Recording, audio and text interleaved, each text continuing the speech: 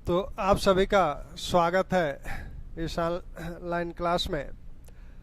हम लोग अभी कुछ देर पहले पॉलिटी की क्लास चली थी, इतिहास चल रहा है, कंटिन्यू ये क्लासेस चल रही हैं, आपको कंटिन्यू मिलेगी। अब थोड़ी सी आपकी जिम्मेदारी, एक बड़ी जिम्मेदारी आपकी पढ़नी है और दूसरी थोड़ी सी जिम्मेदारी है कि इसे लोगों तक शेयर कर देना। हमें उम्मीद है कि आप लोग अपने स्वास्थ्य का ध्यान रखते हुए पढ़ने पर बल दे रहे होंगे। परीक्षा अपने नियत समय पर नहीं हो रही है, लेकिन अब ऐसा नहीं है कि वो 2022 में होगी सारी परीक्षाएं 21 में ही, और इतने करीब करीब एग्जाम्स डेट होंगे कि आपको फिर सोचने का समय नहीं मिलेगा। इसलिए जो भी रणनीति अपनानी है तैयारी करने की, किस तरह से आप मैनेज करेंगे परीक्षाओं को, वो सारी चीज़ें आप स्वयं अभी मैनेज कर लें, क्योंकि उस समय न वक्त नहीं मिलेगा आपको कार्य करने का। तो आप लोग आइए, गुड मॉर्निंग। हम लोग कल क्या देख रहे थे? कल हम लोग देख रहे थे अशोक या मौर्य काल का जो कला था। तो मौर्य कला की बात चल रही थी। मौर्य कला में लगभग सब कुछ हो चुका था। अशोक के जो नगर हैं, नगरों की बात थी कि अशोक ने किन किन नगरों का निर्माण करवाया था।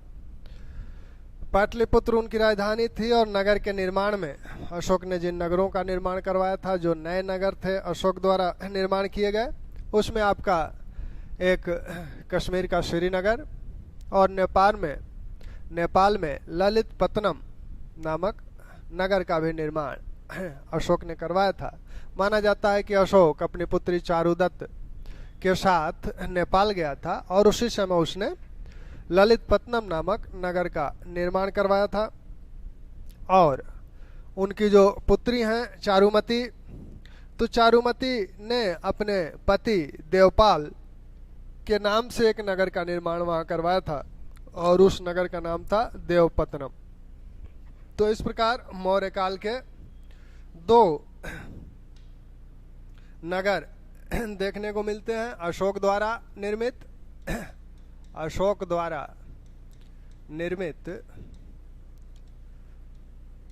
दो नगर। एक तो आपका कश्मीर का है, कश्मीर का कौन सा नगर है? श्रीनगर। और नेपाल में उसने ललितपत्तनम नामक नगर का निर्माण कराया था। और फिर इसी नेपाल में ही, नेपाल ये किसके साथ गया था? अशोक अपनी पुत्री चारुमती के साथ नेपाल गया था। चारुमती के साथ नेपाल गया था। चारुमती के पति का नाम था देवपाल इनके पति थे। तो चारुमती ने भी एक नगर का निर्माण करवाया था, देवपत्तनम।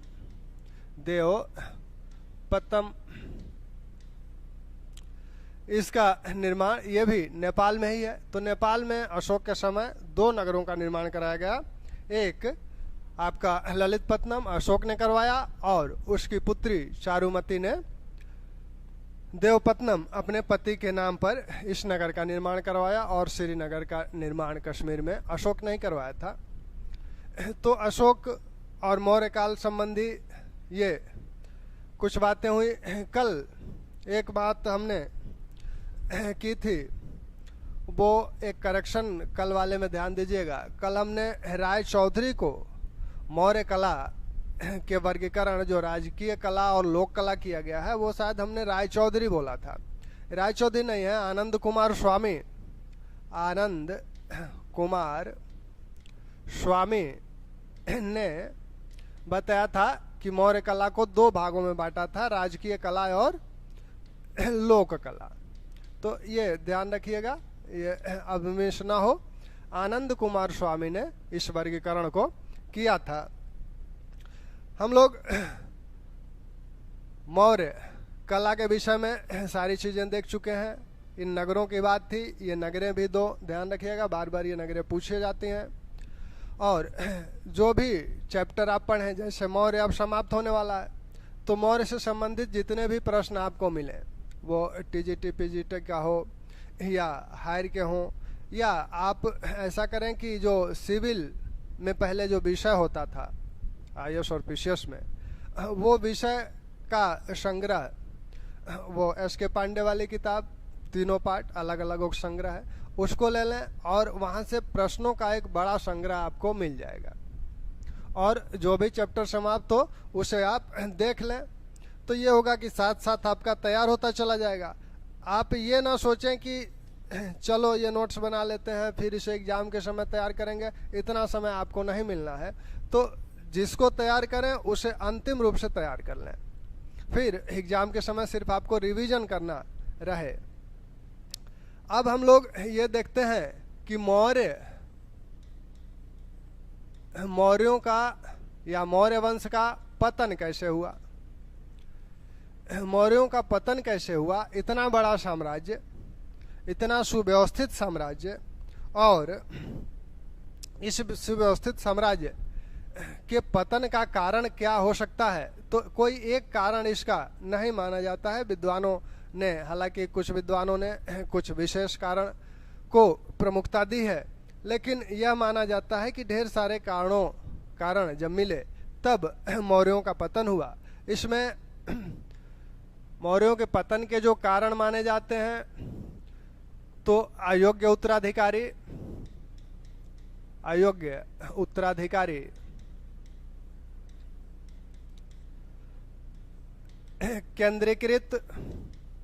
केंद्रीकृत व्यवस्था, शासन व्यवस्था, केंद्रीकृत शासन व्यवस्था भी एक कारण माना जाता है। और इसी के साथ आप ये भी जोड़ लें गुप्तचर व्यवस्था।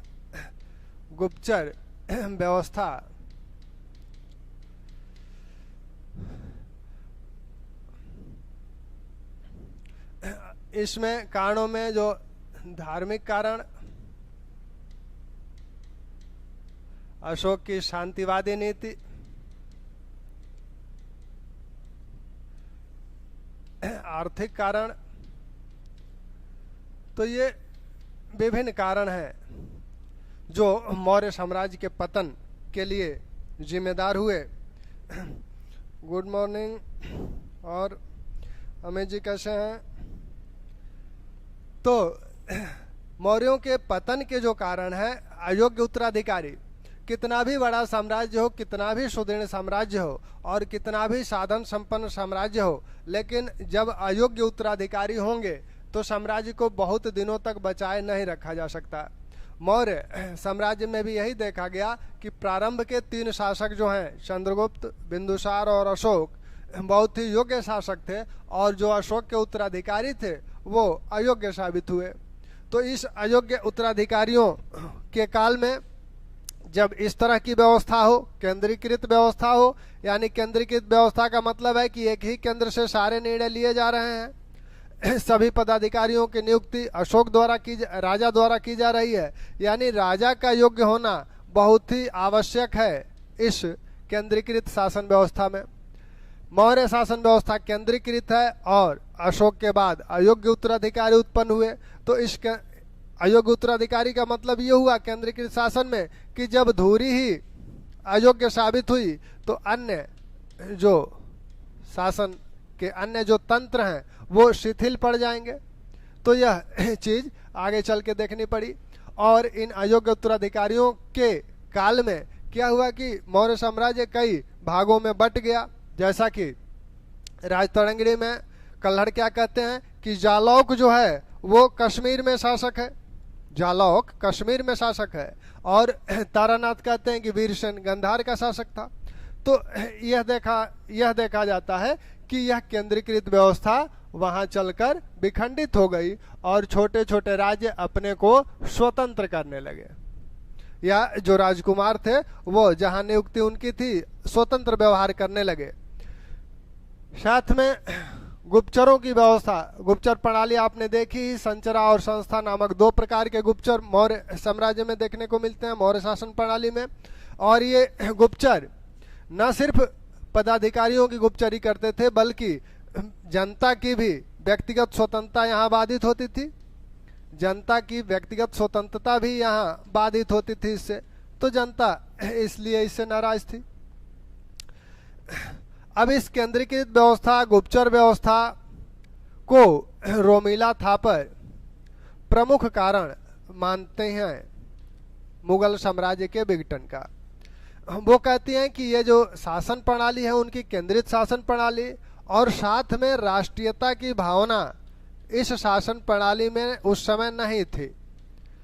यानी मौर्य साम्राज्य का विस्तार बहुत बड़ा था, तो भिन्न भिन्न क्षेत्रों में एक साम्राज्य के होने या एक देश के होने की भावना जैसी भावना लोगों में नहीं थी, विशेषकर सुदूर में नहीं थी, दक्षिण में नहीं थी, उत्तर पश्चिम में नहीं थी।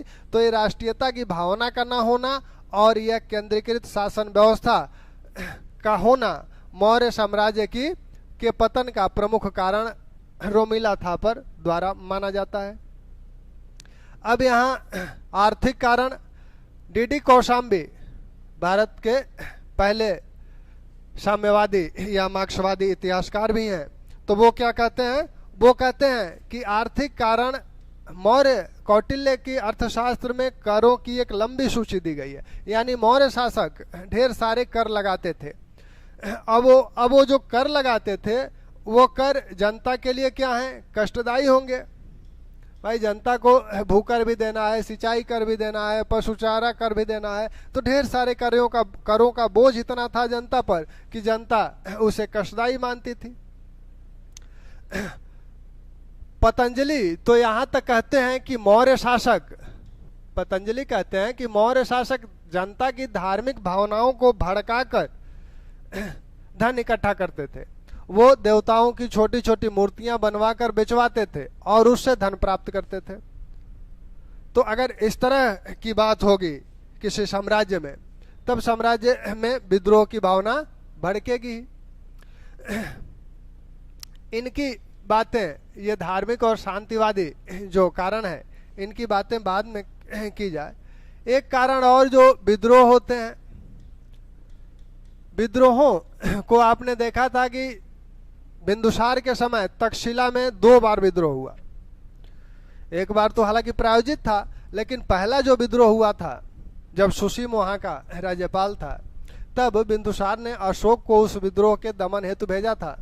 तब तक्षशिला के लोगों ने क्या कहा था? तक्षशिला के लोगों ने कहा था कि न तो हम राजकुमार के विरोध में हैं, न ही हम राजा के विरोध में हैं, बल्कि ये अमात्य जो हैं ये हमें प्रताड़ित करते हैं, अपमानित करते हैं। तो अमात्य यानी पदाधिकारी, तो ये पदाधिकारी जनता को विभिन्न प्रकार से अपमानित करते थे, उन्हें प्रताड़ित करते थे। तो इसके विरोध में यह विद्रोह हुआ था। यानी पदाधिकारियों पर केंद्रीकृत शासन व्यवस्था में ये हाल है। बिंदुसार के समय इस तरह की बात है। अशोक के समय भी गंधार में तक्षशिला में विद्रोह हुआ और उस विद्रोह के दमन के लिए अशोक ने किसको भेजा था? कुणाल को भेजा था। यानी तक्षशिला में बार बार विद्रोह हो रहे हैं और सबसे पहले स्वतंत्र होने वाला भी राज्य तक्षशिला ही है। ये केंद्रीय शासन व्यवस्था में जब योग्य राजा हैं तब ये विद्रोह हो रहे हैं। अब समझिए कि जब अयोग्य उत्तराधिकारी होंगे तब विद्रोहों की संख्या या बारंबारता उनकी बढ़ जाएगी। तो निश्चित रूप से ये अमात्यों का जो अत्याचार है अयोग्य उत्तराधिकारियों के समय में, उनके अधीनस्थ और मनमाना व्यवहार करने लगे होंगे। यहाँ जब योग्य हैं तब तक तो अमात्यों पर नियंत्रण रखते हैं, लेकिन जब खुद ही अयोग्य हैं तो अमात्य अनियंत्रित हो जाते हैं, तो अत्याचार और बढ़ा होगा। अशोक को इन सब में, मौर्य वंश के पतन में अशोक को कहाँ तक उत्तरदायी माना जाता है, इस विषय में 2 विद्वान महत्वपूर्ण मत देते हैं। हेमचंद्र राय चौधरी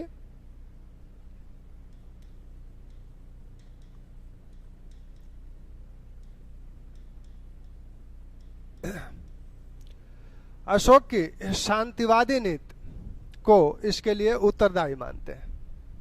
हेमचंद राय चौधरी कहते हैं कि अशोक की जो शांतिवादी नीति थी, कलिंग युद्ध के पश्चात उसने जो शांति के शांति की बात करनी शुरू कर दी थी, धर्म विजय की बात करनी शुरू कर दी थी, तो उससे क्या हुआ कि जनता, उससे विद्रोहों की संख्या भी बढ़ी होगी, विभिन्न राज्य स्वतंत्र होने की चेष्टा भी तेज कर दिए होंगे, क्योंकि यह अब उनका मानना है कि अस्त्र शस्त्र का प्रयोग नहीं कर रहा है। तो ऐसे में यह कहना कि अशोक शांतिवादी नीति को अपना लिया, ये पतन का सबसे प्रमुख कारण बना, किसके अनुसार? इनके अनुसार। और हरिप्रसाद शास्त्री क्या कहते हैं? हरिप्रसाद शास्त्री कहते हैं कि अशोक की ब्राह्मण विरोधी जो नीति थी, ब्राह्मण विरोधी जो नीति थी, उसी के कारण इस साम्राज्य का पतन हुआ। ब्राह्मण विरोधी नीति कैसे थी? वो कहते हैं कि दो प्रमुख प्रमाण है इसके। पहला तो रूपनाथ अभिलेख, रूपनाथ जो लघु शिलालेख है, उसमें हम लोगों ने क्या देखा था? उसमें यह देखा था, यह मध्य प्रदेश से पाया गया है, उसमें यह देखा गया था कि इसमें अशोक कहता है कि हमने भूदेवों को मिथ्या साबित कर दिया, मिथ्या, भूदेवों को मिथ्या साबित कर दिया। यह वह कहता है रूपनाथ लघु शिलालेख में। चौथे स्तंभलेख में कहता है कि हमने दंड समता और व्यवहार समता को लागू किया, दंड समता और व्यवहार समता को लागू किया। वो कहते हैं कि ये दोनों बातें ब्राह्मणों के विरोध में जा रही हैं। वो कहते हैं कि ये दोनों बातें ब्राह्मणों के विरोध में जा रही है। हाँ अखंड जी, क्या हाल है? चल रही है ना पढ़ाई? तो वो दोनों बातें ब्राह्मणों के विरोध में जा रही है। ये कहते हैं कि भूदेवों का मतलब ब्राह्मण है, ब्राह्मणों को उसने मिथ्या साबित कर दिया, ब्राह्मणों को उसने मिथ्या साबित कर दिया, यानी उन्हें झूठा साबित कर दिया।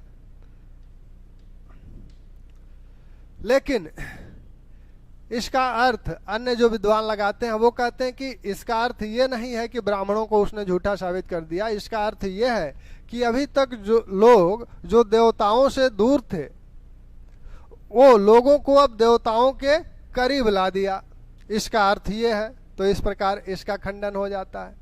यहाँ जो दंड समता व्यवहार समता की बात है, वो कहते हैं कि ये भी ब्राह्मणों के विरोध में है, क्योंकि ब्राह्मणों को विशेषाधिकार प्राप्त था, और जब सबके साथ समान व्यवहार किया जाएगा तो विशेषाधिकार समाप्त हो जाएगा।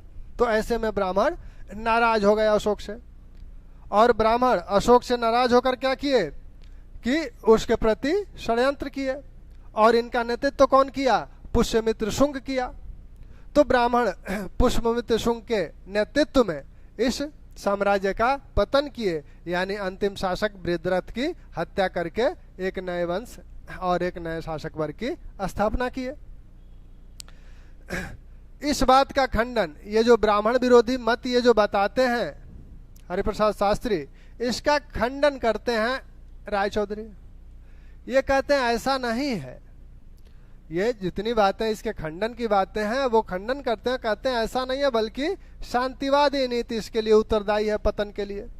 शांतिवादी नीति इसलिए उत्तरदायी है क्योंकि कलिंग युद्ध के पश्चात अशोक जो है छोड़ दिया सब कुछ। लेकिन इसका खंडन इस तरह से किया जाता है कि अशोक कहीं यह नहीं कहता है कि हमने सेना का विघटन कर दिया या अपनी सेना को हमने धर्म प्रचार के कार्य में लगा दिया। वह अपने 13वें शिलालेख में जो आटविक जातियां हैं उनको चेतावनी देता है कि आप अगर अपराध करना नहीं छोड़ोगे तो हमें आपको सजा देनी होगी। जो अपराध क्षम्य है उसे ही मैं क्षमा करूंगा, अक्षम्य अपराधों को क्षमा नहीं किया जाएगा, अंततः वो वैसे अपराधी मार डाले जाएंगे। तो वो कहीं भी इस तरह की बात, इस तरह का संकेत अशोक नहीं करता है कि हमने सेना का विघटन कर दिया। कलिंग जीतने के बाद भी कलिंग को आत्मसात करता है, ऐसा नहीं है कि कलिंग को फिर छोड़ देता है जीतने के बाद, उसे स्वतंत्र नहीं करता है। तो अशोक यहाँ एक व्यवहारिक शासक है, वो धर्म की बातें करता है अवश्य, वह शांतिवादी नीति अपनाना भी चाहता है, लेकिन अपराधियों के प्रति वह कठोर रुख भी अपनाने का संकेत देता है। तो इस आधार से यह नहीं कहा जा सकता कि शांतिवादी नीति ही उत्तरदायी थी। अब ये जो विभिन्न जो कारण है, इन सभी कारणों में से कोई एक कारण इस साम्राज्य के पतन हेतु उत्तरदायी नहीं है। ये सभी कारणों का थोड़ा थोड़ा कुछ न कुछ अंश कारण में अवश्य रहा होगा। यह भी कहा जाता है कि उस समय चीन ने क्या किया था, 3री शताब्दी ईसा पूर्व में दीवार बनवा ली थी। चीन की दीवार बननी शुरू हुई थी उस समय। तो उधर से जो आक्रमणकारी आते थे, वो आक्रमणकारी अब इधर नहीं जा सके और भारत की तरफ आए। इसकी सुरक्षा व्यवस्था का इंतजाम मौर्य शासकों ने नहीं किया, अशोक ने नहीं किया, और इसका परिणाम यह हुआ कि लगातार इधर से आक्रमण होते रहे। यवन आए, उसके बाद आपके शक आए, कुषाण आए, हूण आए, तो ये आक्रमण लगातार इधर से होते रहे, क्योंकि इसकी व्यवस्था उस समय नहीं की गई थी इन आक्रमणों को रोकने की। तो ये अशोक के मौर्यों के पतन के प्रमुख कारण है। मौर्यों के पतन के प्रमुख कारण में डीडी कौशाम्बी आर्थिक कारण पर बल देते हैं, रोमिला थापर केंद्रीकृत शासन प्रणाली और राष्ट्रीयता की भावना का न होना, इस पर बल देती हैं। इनको हरप्रसाद शास्त्री को आपने देखा ही ब्राह्मण विरोधी मत अशोक के जिम्मेदार ठहराते हैं। हेमचंद्र राय चौधरी इसकी शांतिवादी नीति को जिम्मेदार ठहराते हैं। एक चीज और देखने को मिलती है कि पूरे साम्राज्य में विकास का स्तर जो था वो भिन्न भिन्न था। जो पाटलिपुत्र है, पाटलिपुत्र के आसपास के जो क्षेत्र हैं वो ज्यादा विकसित थे और दूर के क्षेत्र कम विकसित थे, विशेषकर दक्षिण और उत्तर पश्चिम क्षेत्र। यहाँ कम विकसित जो लोग थे तो यहाँ विद्रोह पहले हुए। जैसे यहाँ सबसे पहले स्वतंत्र हुए, फिर यहाँ आपने विदिशा में देखा कि विदिशा में शुंगों ने अपना केंद्र बना लिया। तो ये जो सुदूर के क्षेत्र थे ये पहले गए। दूसरी बात यह हुई कि ये कहा जाता है कि जो नई तकनीकें मौर्य वंश में ईजाद की गई, तो उन तकनीकों के ईजाद करने से क्या हुआ कि जब उनका प्रसार अन्य क्षेत्रों में हुआ तो वहां भी अब नगर बसने लगे। जब दक्षिण में बरार के दक्षिण वो गए तो वहां भी नगर बसने लगे और शुंग, सातवाहन आदि उधर अपने साम्राज्य का विस्तार करने लगे। तो इस प्रकार ये आर्थिक और प्रशासकीय अयोग्य उत्तराधिकारी, इसकी धार्मिक नीति, इसकी शांतिवादी नीति और पश्चिमी उत्तर पश्चिम सीमा को सुरक्षित न करने संबंधी नीति मौर्यों के पतन का कारण बनी। अब मौर्यों के पतन के पश्चात जो राज्य, जो वंश स्थापित हुआ, अंतिम शासक बृहद्रथ। बृहद्रथ की हत्या किसने की? बृहद्रथ की हत्या पुष्यमित्र शुंग ने की। तो पुष्यमित्र शुंग ने बृहद्रथ की हत्या की।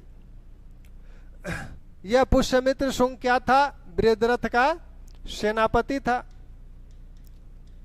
184 ईसा पूर्व में इसने बृहद्रथ की हत्या कर दी और हत्या करने के बाद इसने शुंग वंश की स्थापना किया। तो शुंग वंश, अगला जो शासक वर्ग है वो शुंग वंश है और शुंग वंश का शासन काल 184 ईसा पूर्व से 75 ईसा पूर्व तक माना जाता है। इस पूरे वंश में कुल 10 शासक हुए हैं और इस वंश के संस्थापक हैं आपके पुष्यमित्र शुंग। संस्थापक हैं पुष्यमित्र शुंग। पुष्यमित्र शुंग सेनापति थे बृहद्रथ के। पुष्यमित्र शुंग के विषय में और शुंग वंश के इतिहास के जानने के जो स्रोत हैं, ये स्रोत में आपके साहित्यिक स्रोत भी हैं और पुरातात्विक स्रोत भी हैं। साहित्यिक स्रोत भी हैं और पुरातात्विक स्रोत भी हैं। साहित्यिक स्रोत में कौन कौन से लोग हैं, कौन कौन सी पुस्तकें हैं? रविकांत जी, और आप लोगों की पढ़ाई चल कैसे रही है? थोड़ा सा वीडियो को आगे बढ़ाइए, पढ़ते भी रहिए और तो यहाँ जो स्रोत है, स्रोत की बात आप देखेंगे तो साहित्यिक स्रोत में पुराण मौर्य काल के विषय में जानने के भी एक प्रमुख स्रोत थे, विशेषकर वायु पुराण और यहाँ जो विष्णु पुराण। और यहाँ जो हम देखते हैं कि यहाँ जो स्रोत हैं वो आपके पुराण हैं। पुराणों में कौन से पुराण हैं? मत्स्य पुराण, वायु पुराण और ब्रह्मांड पुराण। ये 3 पुराण शुंगों के विषय में जानने के प्रमुख स्रोत हैं। और साहित्यिक स्रोतों में आप देखें तो पतंजलि का महाभाष्य, पतंजलि ने जो पाणिनि की अष्टाध्यायी पर टीका लिखी वो है। फिर आपका हर्षचरित बाणभट्ट का,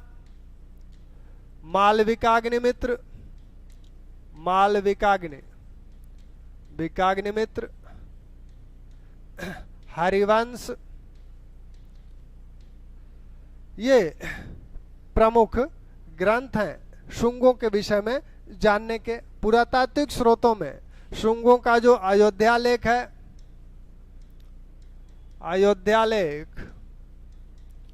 भारहुत स्तूप पर जो लेख अंकित है, वेशनगर लेख जो है, वेशनगर का जो गरुड़ स्तंभ है उस पर जो लेख है, तो ये 3 महत्वपूर्ण इनके लेख हैं। अब प्रश्न ये उत्पन्न होता है कि ये शुंग हैं कौन, किस जाति के हैं, किस कुल के हैं? तो शुंगों की जाति और कुल के विषय में भिन्न भिन्न मत हैं।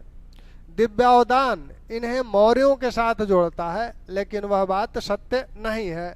मौर्यों के साथ ये नहीं जुड़े हैं, तो मौर्यों के साथ इन्हें नहीं जोड़ना है। ये हैं ब्राह्मण। इनके जो नाम के साथ मित्र शब्द लगा है, इस मित्र शब्द से थोड़ा सा संशय उत्पन्न होता है और इस आधार पर कुछ लोग कहते हैं कि ये मित्र शब्द होने के कारण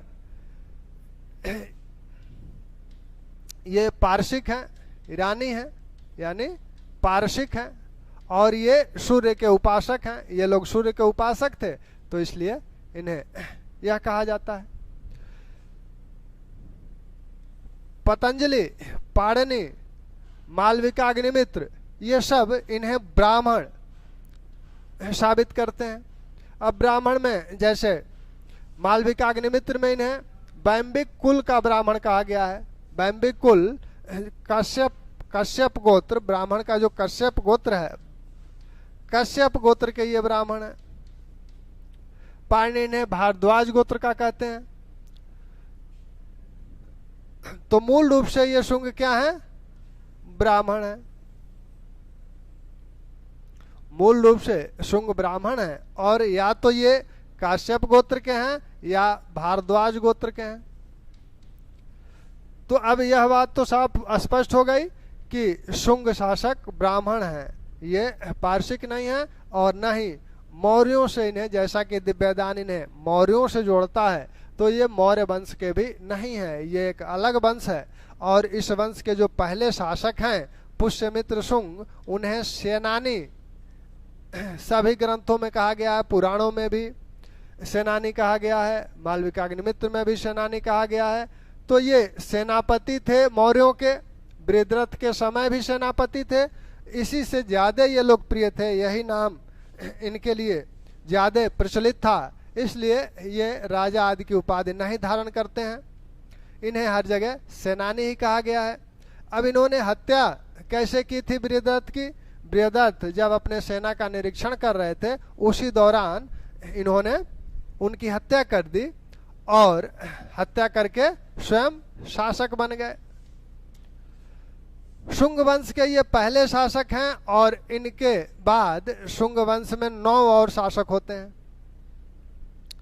9 और शासक होते हैं। तो शुंग वंश के ये पहले शासक है। शुंग वंश के शासकों के विषय में देखा जाए तो पुष्यमित्र, इसके बाद इनके पुत्र अग्निमित्र, अग्निमित्र शासक बनते हैं। इनके बाद के जो शासक हैं सुज्येष्ठ या सुजयेष्ठ या वसुजयेष्ठ, इसके बाद वसुमित्र,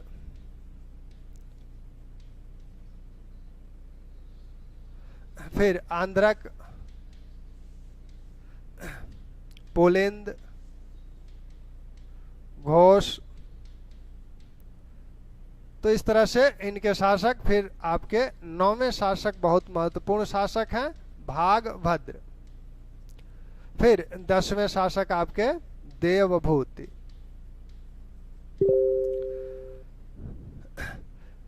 पुष्यमित्र, पुष्यमित्र के काल की सबसे महत्वपूर्ण 2 घटनाएं हैं। एक तो यवनों का सबसे पहले आक्रमण पुष्यमित्र के समय हुआ, और दूसरा इन्होंने अश्वमेध यज्ञ किया था। हरिवंश इन्हें कहता है कि यह औदभुज था। औदभुज का मतलब होता है अचानक उठने वाला। औदभुज यानी अचानक उठने वाला। अचानक उठा ही है। यह पहले सेनापति था और अपने स्वामी की हत्या करके राजा बन गया, अचानक राजा बन गया। तो इसलिए हरिवंश कहता है कि औदभुज है, और इसने चिरकाल से अश्वमेध यज्ञ जो छोड़ा गया था उसको पुनः प्रारंभ करने वाला शासक था। यानी वो कहता है कि यह अश्वमेध यज्ञ को शुरू किया और अचानक उठा। हर्षचरित बाणभट्ट कहते हैं कि यह अनार्य है, इसे अनार्य कहते हैं। कौन अनार्य कहता है पुष्यमित्र को? बाणभट्ट कहते हैं। बाणभट्ट दूसरे अर्थ में अनार्य कहते हैं। अनार्य कहने का मतलब ये नहीं है कि जाति के संदर्भ में वो अनार्य नहीं कह रहे हैं, वो कह रहे हैं कि इसने अपने स्वामी की हत्या की है, इस संदर्भ में वह अनार्य इसे बोलते हैं। तो पुष्यमित्र शुंग को अनार्य किसने बोला है? बाणभट्ट ने बोला है। औदभुज किसने बोला है? तो वो हरिवंश में बोला गया है। इनके समय यवनों का आक्रमण हुआ। सबसे पहला यवन आक्रमण पुष्यमित्र शुंग के ही समय होता है। और इस आक्रमण के दौरान, यह आक्रमण किसके नेतृत्व में होता है तो विद्वानों के भिन्न भिन्न मत हैं, लेकिन जो सर्वमान्य मत है वो है कि डेमेट्रियस के नेतृत्व में यह पहला यवन आक्रमण हुआ था। टर्न कहते हैं कि डेमेट्रियस के साथ उसका पुत्र अपोलोडोटस भी आया था, और साथ में उसका सेनापति मेनांडर भी था। तो ये तीनों लोग साथ थे। कुछ लोग मेनांडर को पहला आक्रमणकारी मानते हैं, लेकिन सर्वमान्य जो मत है, सर्वाधिक मत मान्य जो मत है वो है डेमेट्रियस के नेतृत्व में यह आक्रमण हुआ था। इस आक्रमण की सूचना 3 ग्रंथों से मिलती है। आपका महाभाष्य, पतंजलि का जो महाभाष्य है उसमें भी इसका उल्लेख है। साथ में गार्गी संहिता, कात्यायन ने जो, यह भी व्याकरण ग्रंथ है, गार्गी संहिता जो लिखी उसमें, और फिर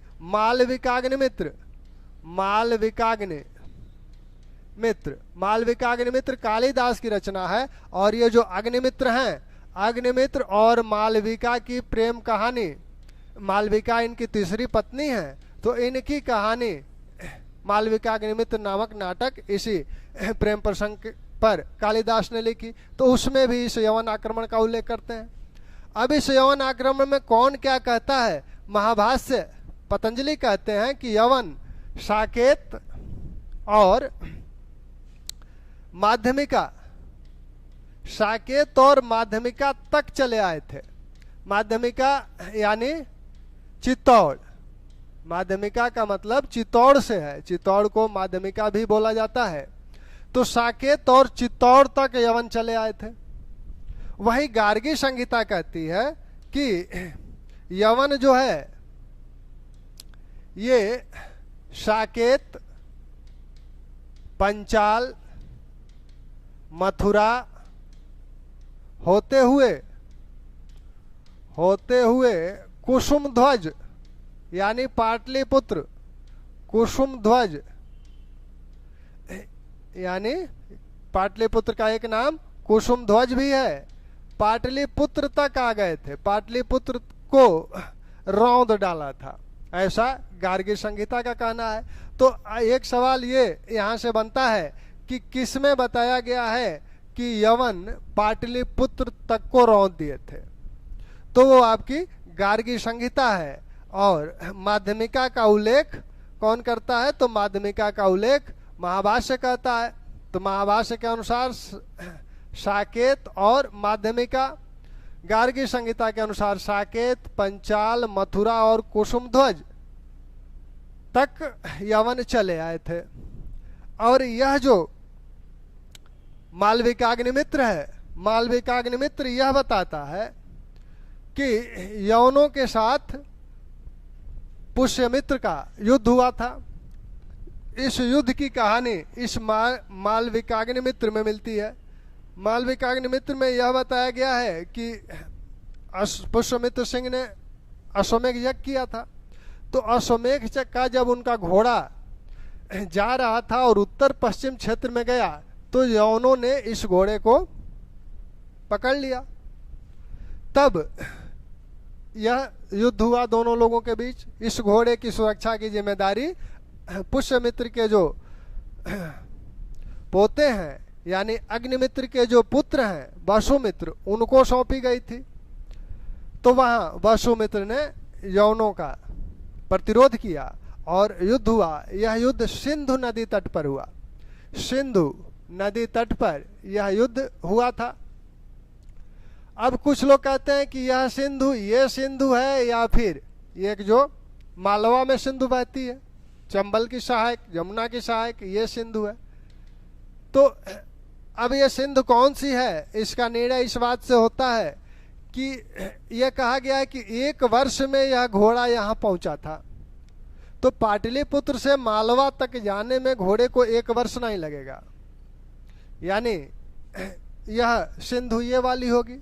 दूसरी बात कि यहाँ वसुमित्र हैं और वसुमित्र की माता धारिणी अपने पति पुष्यमित्र के साथ है। और पुष्यमित्र उस समय विदिशा के गवर्नर थे, विदिशा के गवर्नर थे। तो यहाँ वो विदिशा में है। धारिणी को हमेशा चिंता सताए हुए है वसुमित्र के कि वो कैसा है। अगर वो यहाँ यह सिंधु होता तो यह तो बहुत नजदीक है विदिशा के, निरंतर वो संपर्क में रहते, तो यहाँ उनसे संपर्क नहीं हो पा रहा। दूसरी बात कि वसुमित्र के इस विजय की सूचना अग्निमित्र को, अपने बेटे की विजय की यह सूचना अग्निमित्र को पुष्यमित्र से, पाटलिपुत्र से मिली पत्र द्वारा। पुष्यमित्र ने इन्हें पत्र द्वारा यह बताया कि वसुमित्र ने यवनों को पराजित कर दिया है। तो अगर यह यहाँ पास में होते तो सबसे पहले सूचना इनको मिली होती। तो इस आधार पे यह कहा जा सकता है कि सिंधु, यह जो पश्चिम की, उत्तर पश्चिम की सिंधु नदी है, यहाँ यह युद्ध हुआ था और इस युद्ध में वसुमित्र विजयी हुआ था। इस युद्ध में, युद्ध जो हुआ वो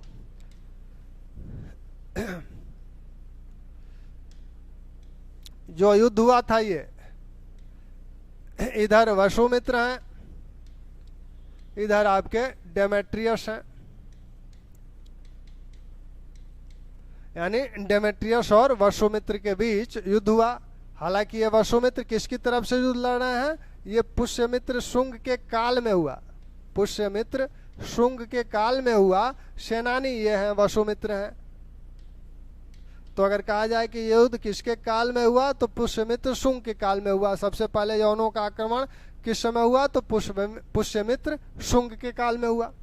तो इस प्रकार यवनों को यहाँ रोक दिया गया। पुष्यमित्र शुंग के जो अयोध्या लेख है, जो उसके राज्यपाल धनदेव द्वारा जारी किया गया है, उसमें बताया गया है कि पुष्यमित्र शुंग ने 2 अश्वमेघ यज्ञ किया था। और पतंजलि भी कहते हैं, अश्वमेघ यज्ञ की सूचना देते हैं, हालांकि वो संख्या नहीं बताते हैं। ये कहते हैं कि यहाँ हम अश्वमेघ यज्ञ कर रहे हैं पुष्यमित्र के लिए। और इस अश्वमेघ यज्ञ के पुरोहित भी पतंजलि ही हैं। तो पतंजलि पुष्यमित्र के गुरु भी हैं और पुरोहित भी हैं। तो पुष्यमित्र शुंग ने कितने अश्वमेघ यज्ञ किया? 2 अश्वमेघ यज्ञ किया। 2 अश्वमेघ यज्ञ पुष्यमित्र शुंग द्वारा किया गया। इस 2 अश्वमेघ यज्ञ की सूचना कहां से मिलती है? धनदेव के अयोध्या लेख से, धनदेव द्वारा जारी अयोध्या लेख से। धनदेव कौन है?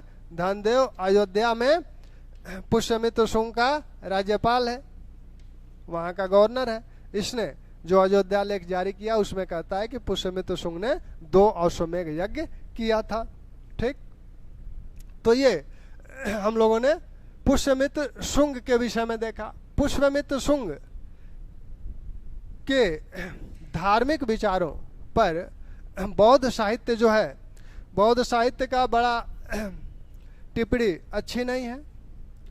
दिव्यावदान और तारानाथ दोनों ये कहते हैं कि पुष्यमित्र शुंग बौद्धों का घोर विरोधी था, बौद्धों का घोर विरोधी था, और उसने अशोक द्वारा बनवाए गए 84,000 स्तूपों को तोड़वाया। कहा जाता है कि पुष्यमित्र शुंग ने लोगों से ये पूछा कि अच्छा ये बताइए कि अशोक क्यों इतना लोकप्रिय है? तो लोगों ने कहा कि वह 84,000 स्तूपों का निर्माण करवाया, इसलिए वह इतना लोकप्रिय है। तो उसने कहा ठीक है, उसने निर्माण करवाया, हम तोड़वा के लोकप्रिय होंगे। तो उसने तोड़वाना शुरू किया स्तूपों और विहारों को, और इसी क्रम में जब वो कुक्टाराम विहार पहुंचा तो 3 बार उस कुक्टाराम विहार को तोड़ने का प्रयास उसके द्वारा किया गया, लेकिन वहां कुछ कहा जाता है कोई दैवीय ध्वनि इस तरह से आई कि वह डर के भाग जाता था, तो कुक्टाराम विहार को क्षति नहीं पहुंचा पाया। यहाँ आर्य शर्मा कहते हैं कि जो घोषित राम विहार है कौशाम्बी का, उसको जलाने के साक्ष्य हैं, पुष्यमित्र शुंग द्वारा जलाए गए होंगे। दिव्यावदान यह भी कहता है कि पुष्यमित्र शुंग ने साकल अर्थात श्यालकोट में जाकर यह घोषणा किया था कि अगर कोई मुझे किसी भिक्षु का सर काट कर देता है तो मैं उसे 100 दिनार इनाम दूंगा। तो इस तरह की घोषणा कि बौद्ध भिक्षुओं के सर काटने पे, एक भिक्षु के सर देने पर 100 दिनार देने की घोषणा पुष्यमित्र शुंग द्वारा की गई, ऐसा कहा जाता है दिव्यावदान और तारानाथ द्वारा। लेकिन अगर इतना बौद्ध घोर विरोधी था तो इसी शुंग काल में भरहुत और सांची के स्तूप का पुनरुद्धार हुआ है। ये अशोक कालीन स्तूप हैं, लेकिन इस समय इनका पुनरुद्धार किया गया। तो फिर पुष्यमित्र शुंग ऐसा क्यों करता? तो इतिहासकारों का मत है कि उस समय यवन आक्रमण हो रहे थे, चूंकि पुष्यमित्र शुंग बृहद्रथ की हत्या करके शासक बना था, तो निश्चित रूप से मौर्य जो शासक थे उनके प्रति बौद्धों का एक लगाव था। तो बौद्ध मत अनुयायी से नाराज हुए होंगे, और वो हो सकता हो कि उसमें से कुछ यवनों के साथ मिलकर षड्यंत्र कर रहे हों। तो इन्हीं देशद्रोहियों के लिए उसने इस तरह की घोषणा की थी कि एक बौद्ध भिक्षु का सर देने पर मैं 100 दिनार दूंगा। तो इन देशद्रोहियों को दंडित करने के लिए ऐसा उसने किया होगा, ऐसा माना जाता है। अन्यथा बौद्ध वो विरोधी न होने के संदर्भ में सबसे प्रबल प्रमाण उसके भरहुत और सांची के स्तूप हैं। पुष्यमित्र शुंग के बाद उनके पुत्र अग्निमित्र शासक बनते हैं, और अग्निमित्र विदिशा के गवर्नर थे पुष्यमित्र के समय। इन्हीं के जीवन चरित्र पे मालविका अग्निमित्र नामक नाटक कालिदास ने लिखा, जिसमें इनकी पत्नी मालविका और इनकी अग्निमित्र की कहानी है। इसमें इनके विषय में बहुत कुछ नहीं ज्ञात है। एक घटना इनके विषय में ज्ञात है कि विदर्भ यानी बरार, महाराष्ट्र का ऊपरी क्षेत्र, विदर्भ में शासक यज्ञसेन था। जब पुष्यमित्र शुंग ने बृहद्रथ की हत्या की थी तो उसके सचिव को उसने बंदी बना लिया था। और ये जो यज्ञसेन है, यह उसके सचिव का साला है। यज्ञसेन बृहद्रथ के सचिव का साला था, तो निश्चित रूप से यह पुष्यमित्र शुंग का प्राकृतिक रूप से दुश्मन है। इसका जो चचेरा भाई है महासेन, माधव सेन इसका चचेरा भाई है। दोनों यह चाहता है इस पे राजगद्दी पे अधिकार करना, तो दोनों एक दूसरे के प्रतिद्वंदी हैं। जब माधव सेन क्या है, माधव सेन अग्निमित्र के दोस्त हैं, मित्र हैं।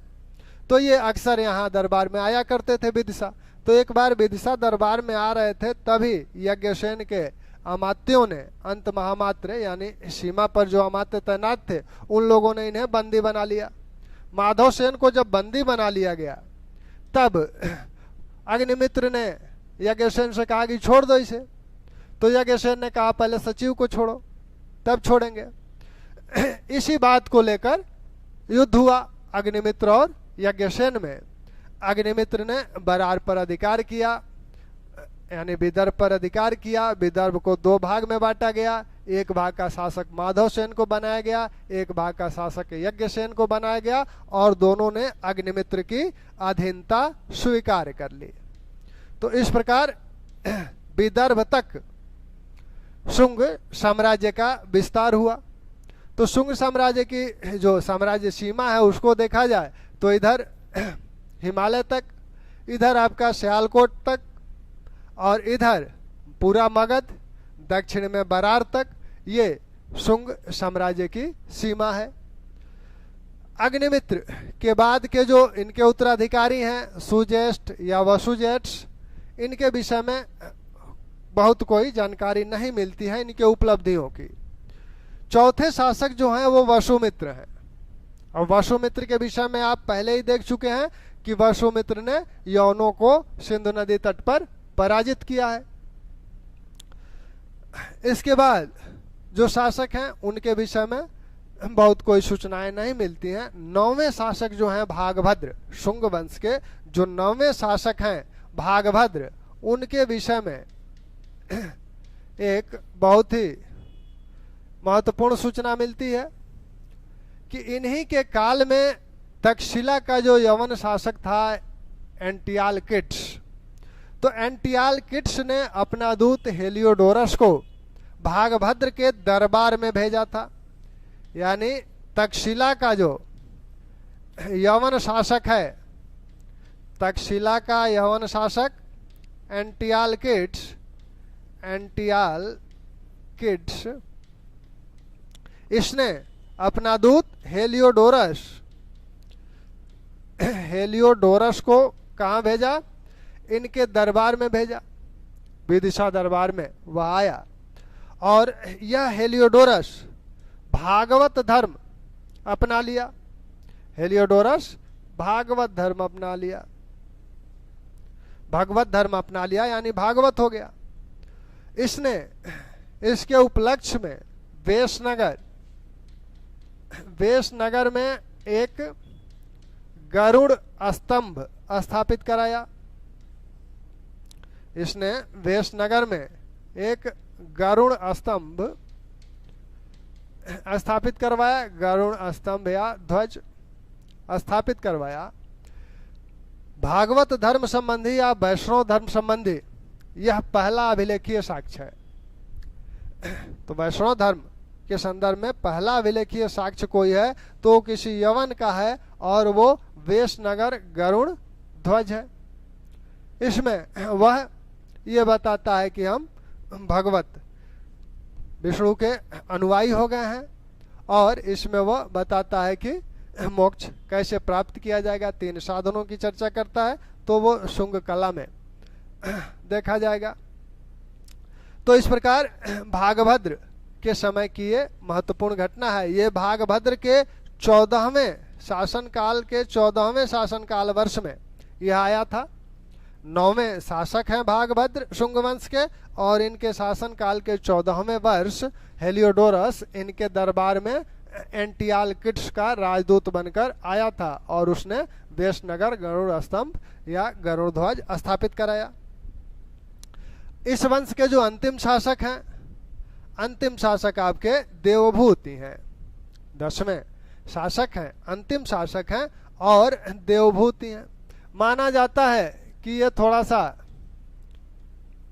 स्त्री संबंधों में कमजोर थे, तो ये अपनी दासी के पुत्री के साथ इनका अफेयर था या जो भी था। तो यहाँ वसुमित्र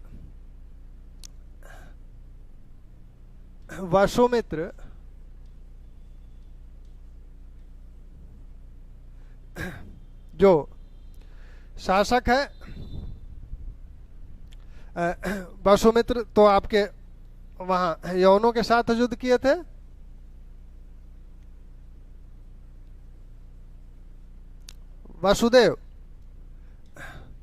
वासुदेव या वासुदेव, इसने, ये इनका अमात्य है, तो इसने क्या किया कि देवभूति की रानी का वेश बनाकर इनकी हत्या कर दिया।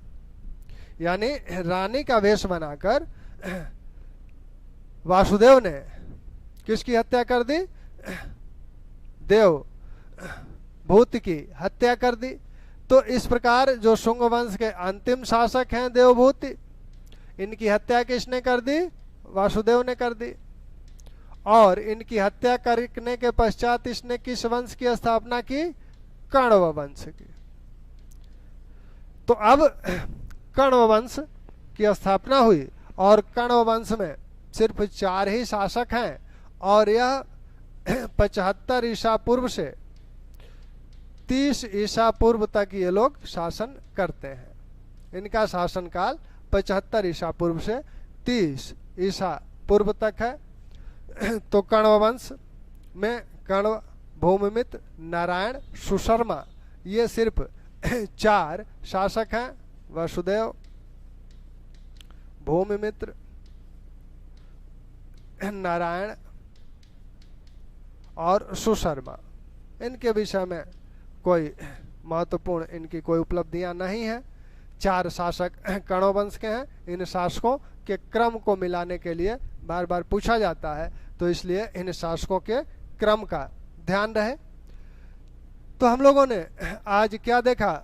शुंग वंश की राजनीतिक स्थिति को, शुंग वंश की जो सांस्कृतिक स्थिति है या इनका जो शासन व्यवस्था है, इनके शासन व्यवस्था के विषय में यह माना जाता है कि मौर्यों की शासन प्रणाली के आधार पर इन लोगों ने भी शासन किया। एक महत्वपूर्ण बात इनके शासन के संदर्भ में यह है, मौर्यों से भिन्न, कि इस समय अब राजा की दैवीय उत्पत्ति की बात स्वीकार की जाने लगी।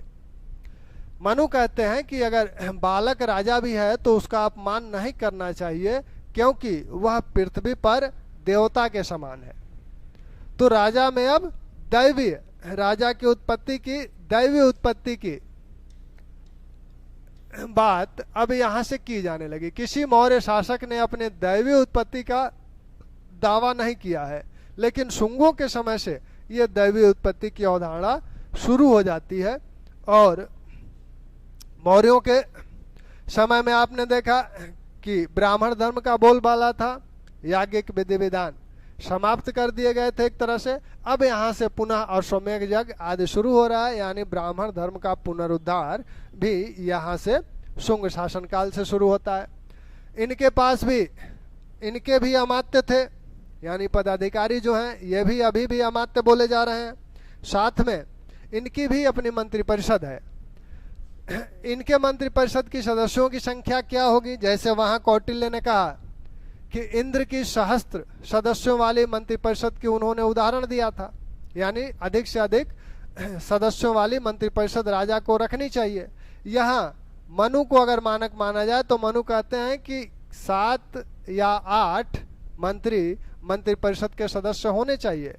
तो इस आधार पर यह कहा जा सकता है कि शुंगों की जो मंत्रिपरिषद थी वो मौर्यों की मंत्रिपरिषद से छोटी होगी, क्योंकि यहाँ अब 7-8 की बात की जा रही है और वहाँ सहस्त्र को उदाहरण के रूप में प्रस्तुत किया जाता था।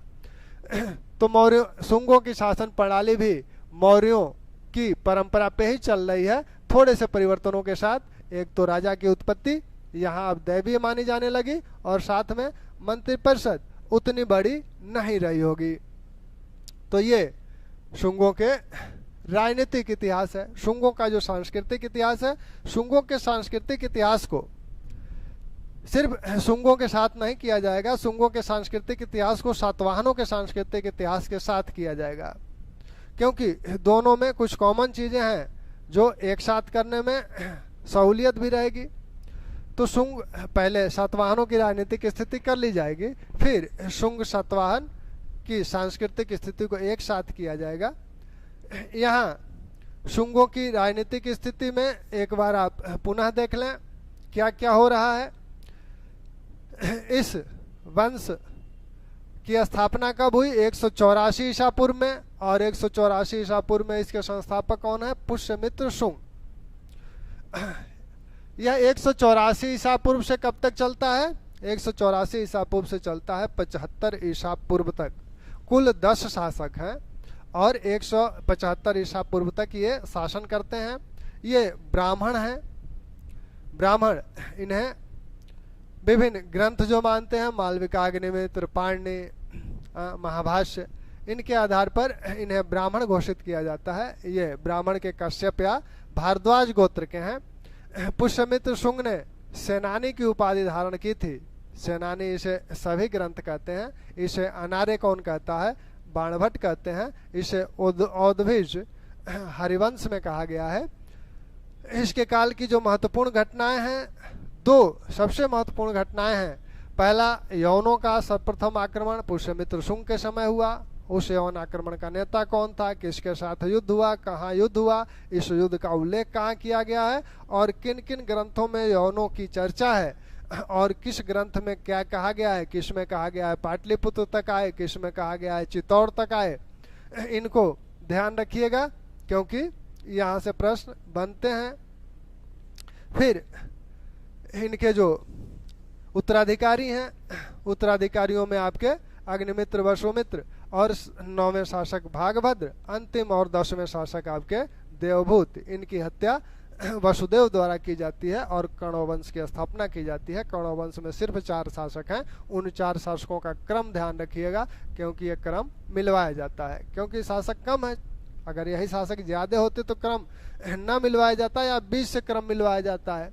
जैसे चंदेलों का क्रम मिलवाया जाता है तो 20 से मिलवाया जाता है। लेकिन यहाँ ये 4 ही हैं, तो इनके में कोई बहुत समस्या नहीं होनी चाहिए। वसुदेव पहले रखिए, सुशर्मा अंत में रखिए, और बीच वाले जो शासक हैं उनको भी ध्यान रखिए।